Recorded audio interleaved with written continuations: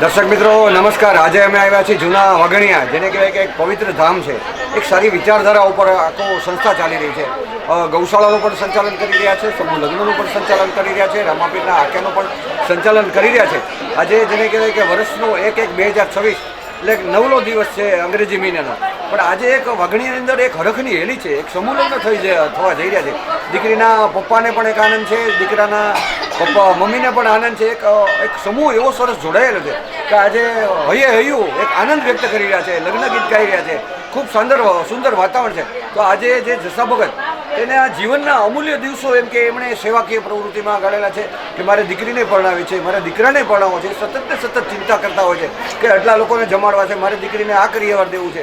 એવી પોતાના મનની એક વ્યથા છે કે ચાલો આપણે સાથે મળીને સમૂહ લગ્ન કરી દઈએ। વાઘણીયા લોકોના ગામના લોકોનો ખૂબ સારો ટેકો છે।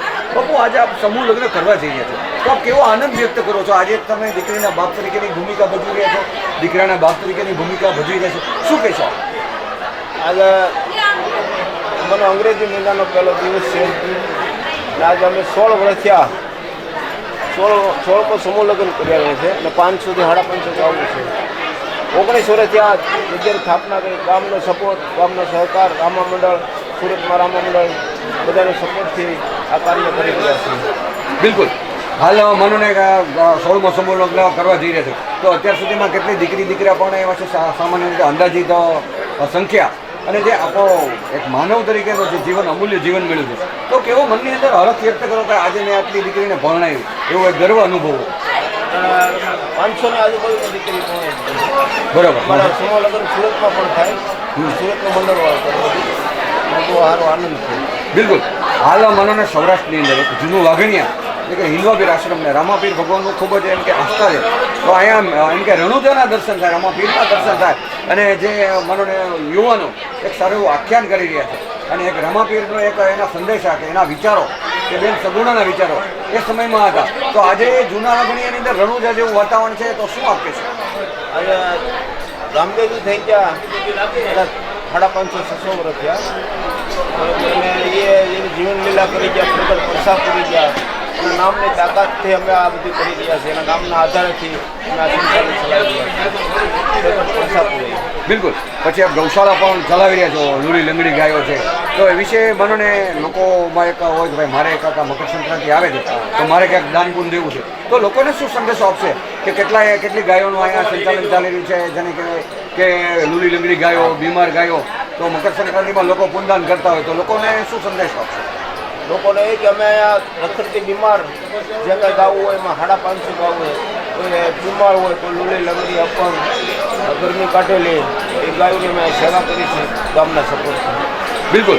અને દીકરીઓને આપ જે કરિયાવર કરી રહ્યા છો, તો સામાન્ય રીતે કયા પ્રકારનો કરિયાવર આપો છો? કરિયાવર અમે એસી વસ્તુ આપી છે, બધે સેવકોના સહકારથી। બિલકુલ। આવું નવો કાર્યક્રમ કે વગેરે વગેરે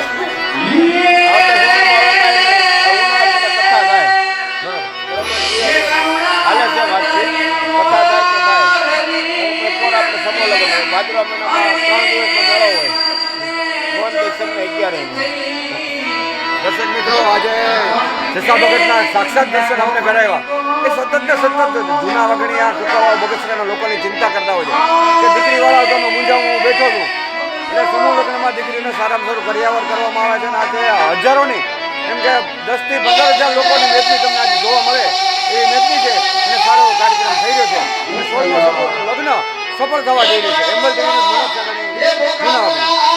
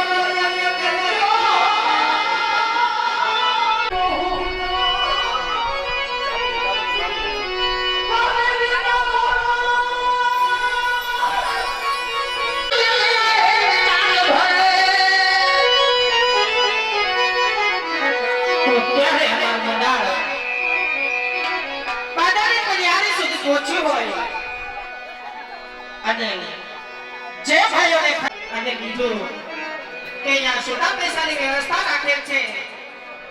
બાધા દઈ જાજો અને સોના લઈ જાજો. થોડું થોડું વરાતા રહેજો એટલે અમને મોજ આવે અને તમને મોજ આવે. અને જે રૂપિયો તમે વરાશો એ બધો અહીંયા આશ્રમની અંદર જ રહેવાનો છે. એટલે માટે મન મૂકીને વધી જાજો. ત્યારે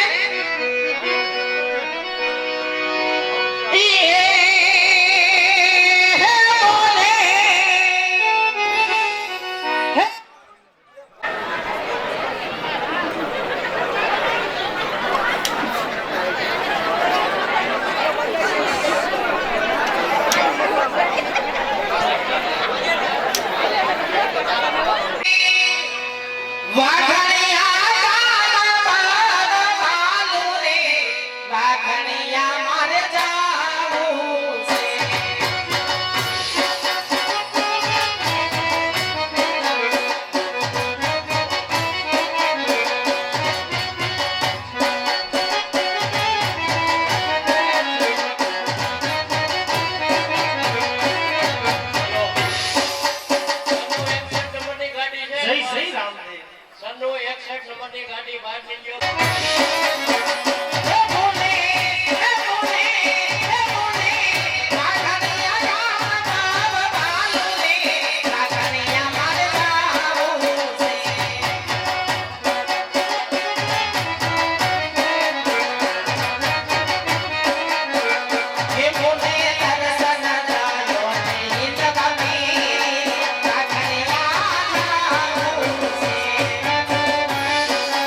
Yeah.